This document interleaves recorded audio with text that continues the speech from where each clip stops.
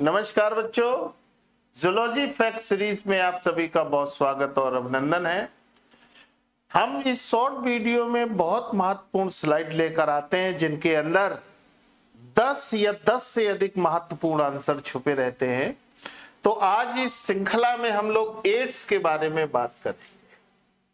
कोई ना कोई एक सवाल हर एग्जाम में आता है, तो इतनी महत्वपूर्ण चैप्टरों की श्रृंखला यहाँ पर चल रही है टीचर्स एकेडमी में।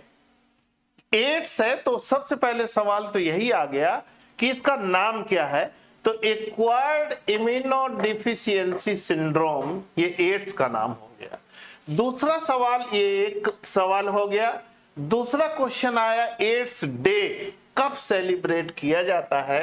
तो ये 1 दिसंबर को सेलिब्रेट किया जाता है। AIDS recognised by first in USA, AIDS की खोज कहां हुई थी? यूएसए, ये तीसरे नंबर का आंसर लगा हुआ है।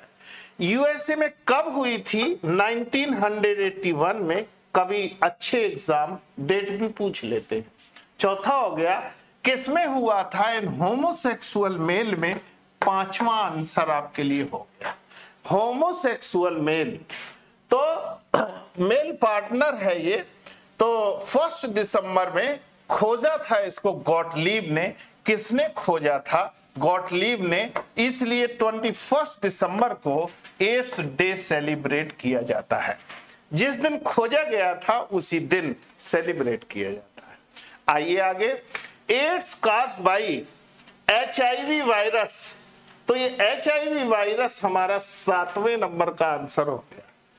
HIV वायरस का एब्रिविएशन पूरा नाम क्या होगा? जैसे एड्स का होगा ह्यूमन इम्यूनोडेफिशिएंसी वायरस, ये 7वें नंबर का आंसर होगा। जो एड्स वायरस है वो एक प्रकार का रेट्रो वायरस होता है। ये नंबर 8वें का आंसर हो गया। 8वें नंबर का आंसर हुआ AIDS caused by retrovirus. ये retrovirus single standard RNA genome का होता है। ये 9वें नंबर का आंसर हो गया। Retro virus single standard RNA genome का होता है और इस सिंगल स्टैंडर्ड जीनोम को लक मॉन्टेगनर ने खोजा था। एड्स वायरस की डिस्कवरी को लक मॉन्टेगनर, ये LUC है, लक मॉन्टेगनर ने डिस्कवर किया। ये 10वें नंबर का आ गया। एड्स की खोज अलग है, एड्स की वायरस की खोज अलग है। कभी कभी विद्यार्थी इसमें कंफ्यूज होते हैं। इसमें बहुत इंपॉर्टेंट चीज दिया है। ये देखिए, जो 10वें नंबर का यहां पर आंसर लगा हुआ है, ये रेट्रो वायरस का पूरा कंक्लूजन आपको दिया है कि इसमें कौन सा एंजाइम होता है, कौन सा जीनोम होता है। तो single standard RNA plus reverse transcriptase enzyme, ये बहुत ही खतरनाक एंजाइम होता है। इस स्लाइड में पहले पेज में 10 आंसर मिले हैं।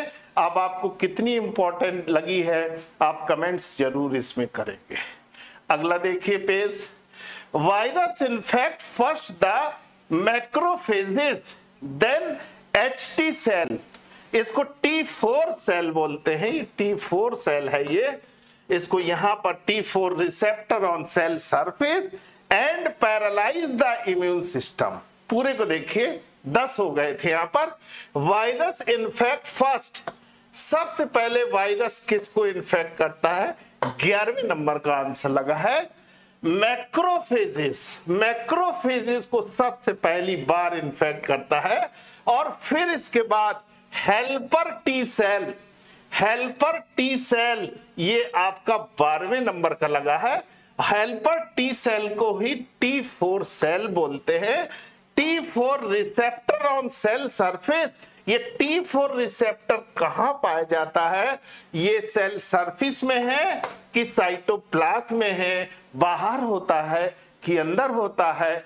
13 नंबर का आंसर अभी तक आपको दिया जा चुका। And paralyse the immune system.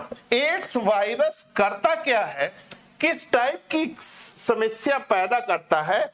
ये 14वें नंबर का आंसर लगा हुआ है। पूरी इम्यूनिटी को पैरालाइज कर देता है। HIV maximum transmission occurs through sexual route. इसके ट्रांसमिशन के बहुत रूट हैं, सिरिंज है, ब्लड डोनेशन है, तो यहां मैक्सिमम ट्रांसफर के लिए सेक्सुअल रूट आपको करेंगे। ये 15 नंबर का आंसर लगा हुआ है। थोड़ी सी बात और है, उसको भी इंपॉर्टेंट देखें। एड्स रिलेटेड कॉम्प्लेक्स क्या होते हैं? एड्स रिलेटेड में T4 सेल की नंबर डिक्रीज हो जाती है। ये 16वें नंबर का आंसर यहां पर आपको मिलेगा। 15 तक के आंसर हम लोग कर चुके थे, ये 16 नंबर का आंसर लगेगा। T4 सेल की नंबर कम होने लगती है। वेट लॉस सभी जानते हैं, वीकनेस सभी जानते हैं। कापोसी सार्कोमा, कापोसी सार्कोमा क्या होता है? ये एक प्रकार का स्किन कैंसर होता है। तो कापोसी सार्कोमा किसके जरिए होता है? ये एड्स वायरस के जरिए होता है। 17 नंबर का आंसर लगा हुआ है। न्यूमोसिस्टिक निमोनिया नंबर 18वें पर लगा हुआ है। और माइलोब्लास्ट सेल्स, ये मायोबैक्टीरियम एवियम, ये बोन मैरो में इन्फेक्ट कराते हैं। और अंतिम में कौन सी बीमारी है, इसको आप देख सकते हैं कि कहां पर इन्फेक्ट्स ज्यादा करते हैं और कौन सी बीमारी है जिसमें अंतिम में मृत्यु होना है। कैंसर भी है, एड्स भी है, लेकिन ये ऑटो इम्यून में, इम्यूनोडिफिशियंसी में हम लोग एड्स को करते हैं। तो ये कितनी महत्वपूर्ण स्लाइड आपके उज्जवल भविष्य के लिए लाई गई है, जहां पर सवालों का भंडार है। और सवाल अभी और है एक छोटी सी स्लाइड में।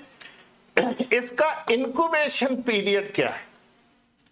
एड्स का इंक्यूबेशन पीरियड, जिनको विंडो पीरियड बोलते हैं, वैसे तो ये इम्यूनिटी पर निर्भर करता है, लेकिन ये 20वें नंबर का आंसर आ गया, जो 5 से 10 साल का होता है। इन्फेक्शन से लेके फर्स्ट पैथोजेनिक कैरेक्टर, ये इंक्यूबेशन पीरियड होता है। पहली बार लक्षण दिखाई देना।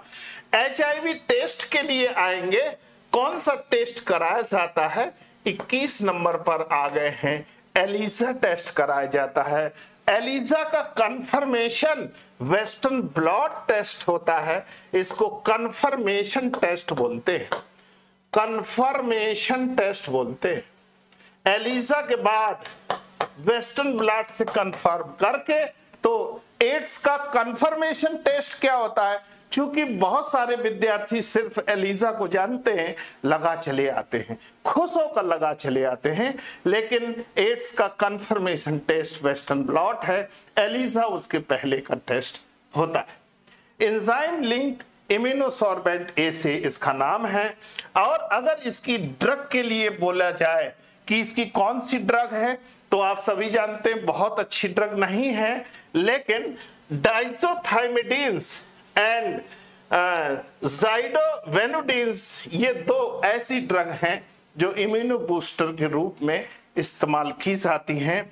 और इंस्टिंक्ट के लिए दिया है, instinct involve complex and often highly rapid pattern of behaviour. ये आपके लिए नहीं है, ये स्लाइड से थोड़ा दूसरे स्लाइड का मैटर यहां आया है, तो आप इसको कट कर सकते हैं। तो इस एड्स के संदर्भ में आपको 22 सवाल मिले हैं। कितनी इंपॉर्टेंट स्लाइड बनी, सवालों का भंडार, एक स्लाइड में 22 आंसर। तो ऐसी इंपॉर्टेंट स्लाइड में हम चाहेंगे कि कुछ आप उसको लाइक्स करें, सब्सक्राइब करें। Thank you.